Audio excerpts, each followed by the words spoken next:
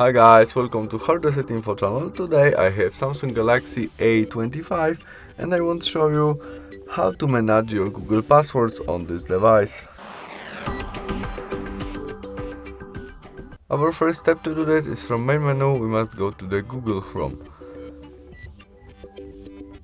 In it we press three dots on the right corner and settings, and now password manager, where we can turn on or turn off some function as save passwords, auto sync in, or we can manage passwords which our smartphone remember. If we want to manage it, we click there, and now we can copy our email, copy our passwords, or after we press this ice icon, our Samsung show us our passwords which remember.